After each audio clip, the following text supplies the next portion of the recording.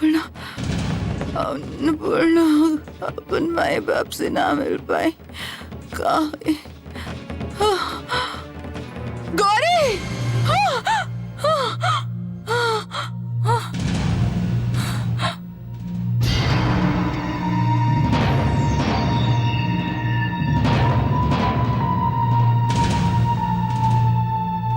नींद में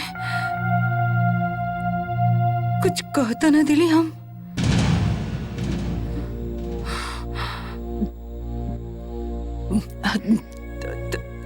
तो कि कुछ कही क्या? ना। हाँ। हाँ? बड़की माई, तू हमरा से कहत रहू ना मट्टी के बर्तन में कैसे रंग लगावल जाला, ये तू हमके सिखा देबू, यही से हम आइल हैं।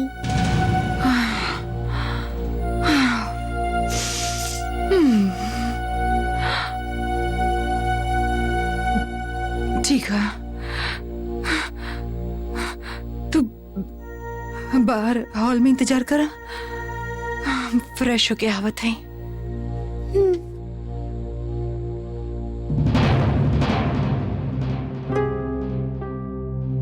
समझ ल सुमित कि तू बच गईला। राम प्रसाद जेल से बाहर आ गई है, ये बात जान गेला के बाद भी अभी तक गौरी राम प्रसाद के ढूंढे इवा ना आयल है, जबकि पूरा रात बीत चुकल है। एकर मतलब कि शायद वो ना आई। का पता कुछ कहल ना जा सकेला। कब वो अचानक आ धमके, तब तक पूरा खेल बिगड़ जाई। गौरी के कोनो भी सूरत में हम भाभी से ना मिले देब। भाभी के यदि पता चल गई तो खेल खत्म। जे पैसा भाभी हमके जेल के मामला निपटावे खातिर देवेली, वो फिर बंद हो जाई। पैसा दिहल बंद, तब फिर हमार हिस्सा भी बंद। उफ, का मुसीबत है।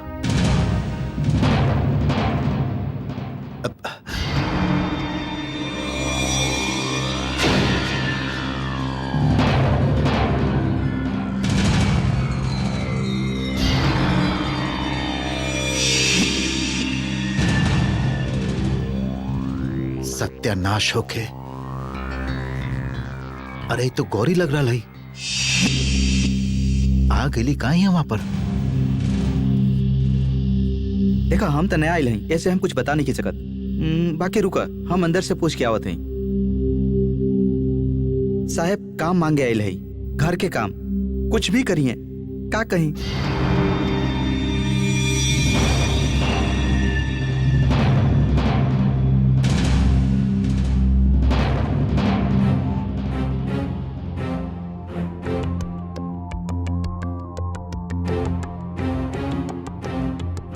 का कहीं साहब, मैडम से जाके पूछी?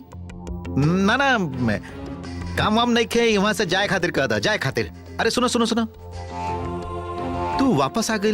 बड़का भैया आ गए का? ना, वो काल ही हैं। वो हमके पहले ही बस से भेज देलन। वो कल खुदे गाड़ी चला के आई हैं। ठीक है, एकरा के वहां से जाके कह दा। जा, काम वाम नहीं खे। ना ना ना ना, कोनो काम नहीं खे। चला चला बाहर, चला चला। का भइल? सर, गुड न्यूज है। हाँ, कहा बोला? तुहार ट्रांसफर हो गई या राम प्रसाद पूरा जिंदगी खातिर जेल चल गई? यही का कह रहा है सर। असल में हमारा आदमी लोग देखले बाड़न, गौरी गांव के बस में चढ़ के जात रही। एकर मतलब अब वो ना आए और आप लोग के सताए भी ना। आप लोग निश्चिंत रही। एक खबर पक्का है? 100% पक्का है। गुड।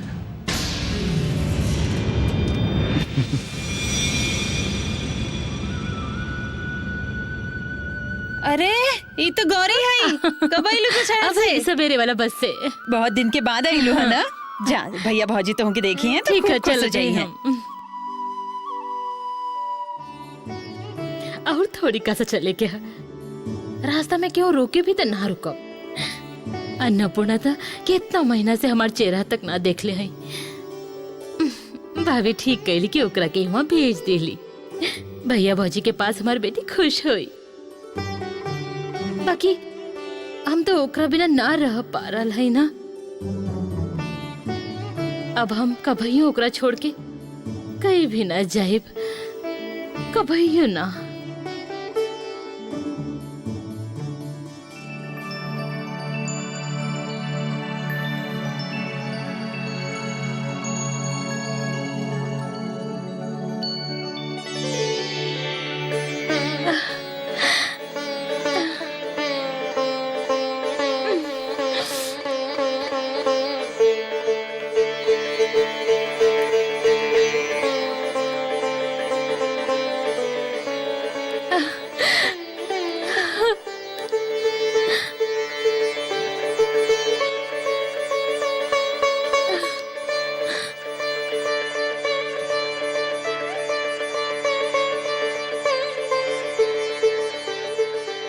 खाली अन्नपूर्णा के छोड़े के ही दुखत हो के, और हमके छोड़ के जे तू इतना महीना।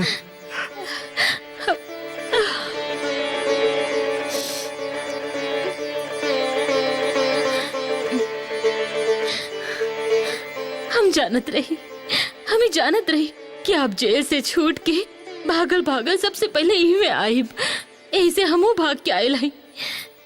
अच्छा अन्नपूर्णा के बाबूजी, जेल में वो लोग आपके बहुत सतावले ना, आपके वहाँ पर बहुत तकलीफ भइल ना। अरे छोड़ा ना, अब तो हम छूट गए हैं। तू स्वादिष्ट खाना बनेबू, हमके खिएबू और मोटा ताजा बनेबू। सुनी, अब से हम लोग ये गांव में रह, हम लोग दोबारा शहर ना जाए।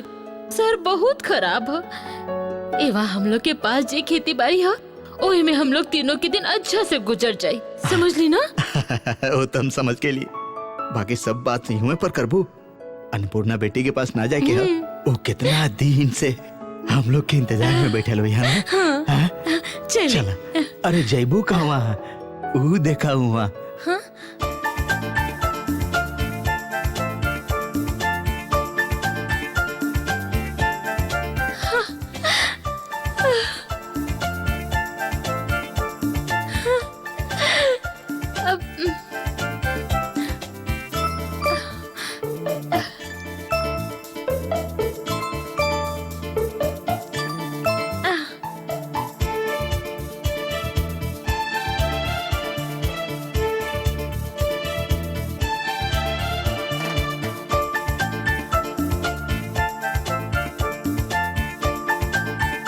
अन्नपूर्णा,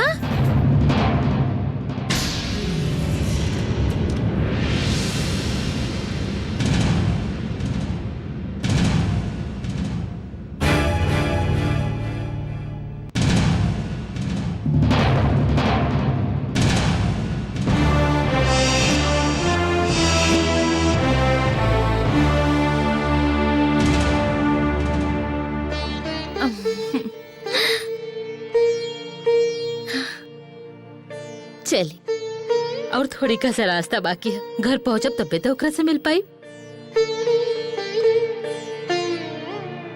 पौधा पौधा की चित्र यहाँ पर बनी। इनमें पूरा हरा रंग भराई।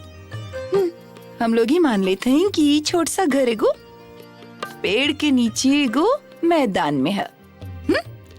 अभी तरह से तू पौधा के हरा रंग लगावा, समझ गई लू? ऐसे धीरे धीरे देखिए कैसे करत हूँ। जितना तरह के नाटक है ना, सब ये घर में हो खेला। भाभी भी सठिया गई है।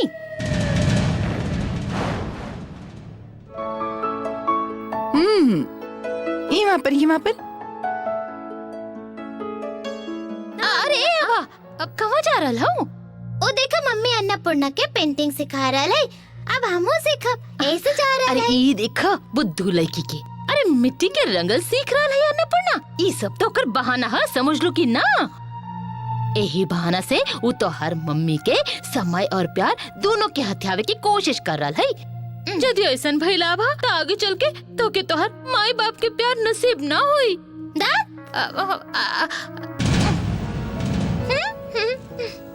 ई देखा आभा, बड़की माई हमके सिखा रहा है कि मिट्टी पर कैसे रंग लगावल जाला। पहले बड़की माई रंग लगवली और अब हम लगा रहे हैं। वाह, बहुत अच्छा भइल। एगो काम करियो, पापा जब हमरा खातिर मिट्टी के खिलौना लाई है तो तू हमार वो खिलौना के खूब अच्छा तरह से रंग दिया, हाँ ना मम्मी? हाँ। और फिर अन्नपूर्णा तो हमरा से भी अच्छा ड्राइंग करेली। अब तू दोनों के जे मर्जी से कर। ला अन्नपूर्णा, अब तो एक खुद पूरा कर लो। पकड़ो, इमा रखा। हाँ।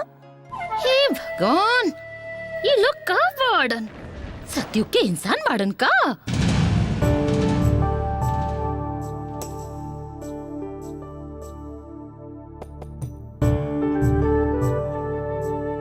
ई देखा, तू जैसन चाहत रहो वैसने बनल है ना माई। कहो देखी। ना बड़की माई। बहुत अच्छा बनल, बहुत सुंदर है।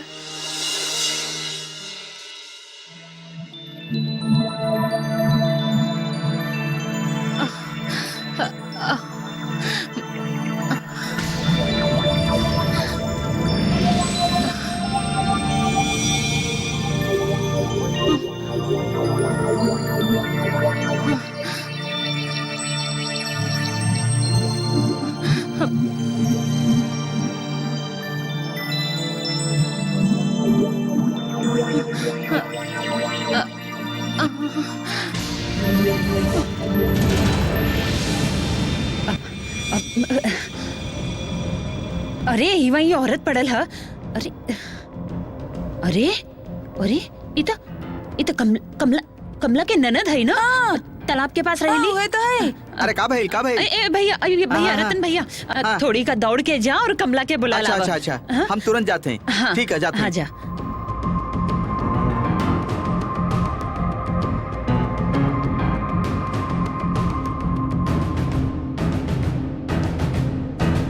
कैसे गिर गई लो तू? हाँ? चक्कर आ गई रहेगा? हाँ? अरे बाप रे, इतना कड़ा धूप में कहाँ से आ रहा अरे है? हट हाँ? हट। अरे का भेल तनी हटी हमके भी देखे दा। का भेल का का भेल? भेल? हाँ? ए तरह गिर कुछ गेली। खबर ना सनी साना, इतना दूर तक अकेले आ गई तू। एगो अरे खबर बाबा तो भेजवा सकत रहू, अभी कुछ हो जाए तो। अब बतावा का कल जाई। हम तो अन्नपूर्णा के बाबूजी के खबर सुनते ही आ गई भौजी। अन्नपूर्णा कहवा है, तोरा संगे ना आईली।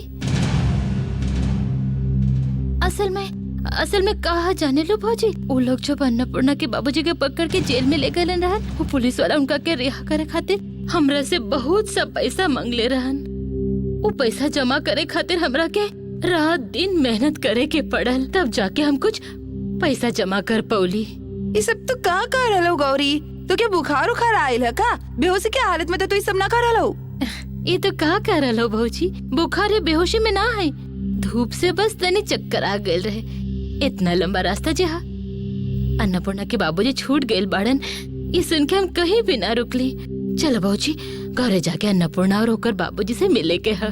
अन्नपूर्णा के बाबूजी तू सब का कर रहा? वो दोनों कहवा बाड़न? अन्नपूर्णा के बाबूजी तोरा घरे ना आइल बाड़न। कहवा? वो जेल कब गइलन हम लोग तो इहो नहीं की जानत। तू तो हमके कोनो खबर ही ना भेजलू। ये कहा तू लोग जब अन्नपूर्णा के शहर से लावे गए रहो, तब भाभी जी तू लोग के कुछ ना बतावली। हम लोग कब अन्नपूर्णा के लावे गए रही? हम लोग तो पिछला 3 साल से गांव के बाहर ही ना गए रही। हाँ? अन्नपूर्णा भी वहाँ नहीं खियाल। इस सब बात तो के बताउलस? ये कहा अन्नपूर्णा तोहरा घरे नहीं खियाइल, तू लोग शहर ना गईला, तो फिर का भाभी हमके झूठ कहानी सुनौली? हाँ, भाभी हमरा से इतना बड़ा झूठ कैसे कह देली? अन्नपूर्णा यदि एवा नहीं की तो फिर कहाँ गईली? हाँ, भौजी हमारे बच्चे कहाँ चल गए? भौजी अन्नपूर्णा कहाँ गईली? अन्नपूर्णा अब मुकरा के कहाँ ढूंढे? तू लोग देखियो, अन्नपूर्णा बड़ी होके बहुत बड़े आर्टिस्ट बनी। बाप रे, दोनों में फिर से दोस्ती हो गई। अन्नपूर्णा के सब कुछ अब तरह के बहुत अच्छा लागे लागल ना?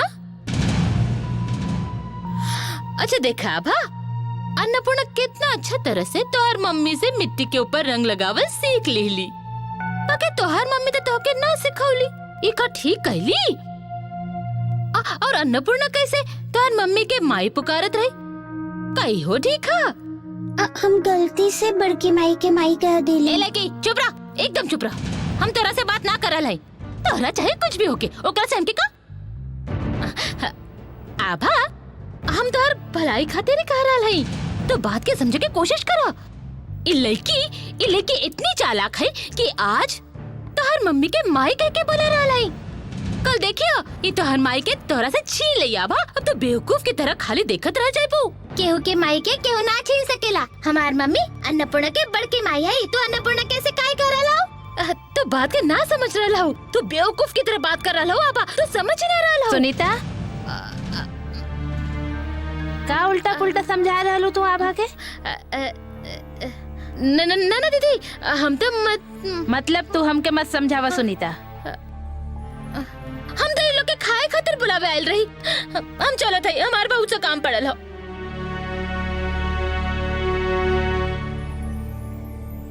आभा, हम नहीं जानत रहे कि तू इहे कमरा में हो, यही से हम तुहार खाना लेके ना आईली। तू जा टेबल पर जाके खाना खा ला, ठीक है? ठीक है, हम खा के आवत है।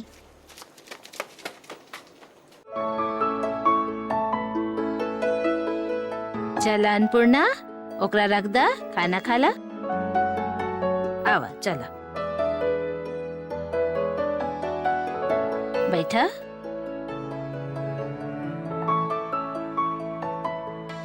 खा ला। अच्छा है? बहुत अच्छा। तो के अच्छा लागेला, यही से तो बड़की माई बनौले है तोरा खातिर। का भइल बेटी? आज न बड़की माई न नींद में का कुछ कहत रही। का कहत रही बेटा?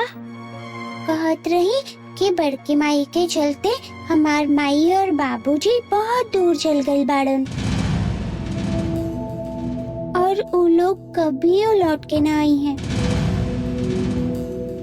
ऐसन काहे कहत रही बड़की माई? वो सब कोनो बात नहीं के बेटा। जौन दिन राजा भैया चल गए रहे, वो दिन तोहार बड़की माई घर में पुलिस के बुलौले रही। पुलिस आके तोहार बाबूजी के पकड़ के ले गई रहे। ओकरा बाद तोहार माई बिना कुछ बतौले पता न कहवा चल गईली। हम लोग केहू नहीं की जानत बेटा। आज जे तोहार बाबूजी माई नहीं खन, जेकरा चलते तू हमेशा दुखी रहेलू, यही से बड़की माई भी दुखी रहेली। बड़की माई सोचेली कि इस सब खातिर उहे जिम्मेदार हैं, यही से वो दुखी हैं बेटा। ओह, ऐसन हालत में अब तो कहाँ जा रहा हो? ना भौजी, अब ही हमार बहुत काम पड़ल है। हमके अन्नपूर्णा के ढूंढ के निकाले के ही हुई। भौजी हमरे से झूठ काहे कहली? हम जाके भौजी से पूछब। और एकरा अलावे अन्नपूर्णा के बाबूजी भी तो जेल से छूट गए बड़न। जेल से छूट के वो कहाँ गईलन? हमके तो उनका के भी ढूंढ के निकाले के पड़ी भौजी। हमके मत रोको भौजी, हमके जाए के ही पड़ी।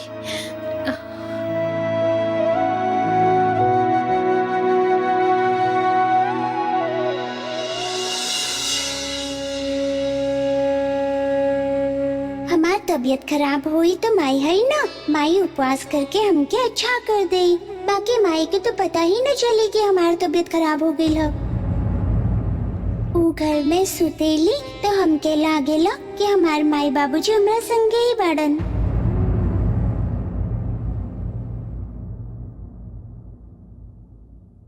ए भौजी, का बात है? कितना रात हो गई, बैठल हूँ, खाना ना खाइबू? चला।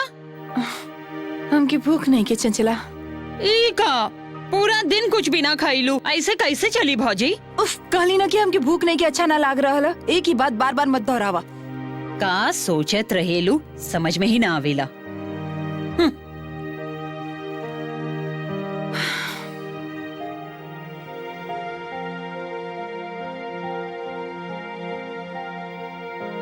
बड़की माई,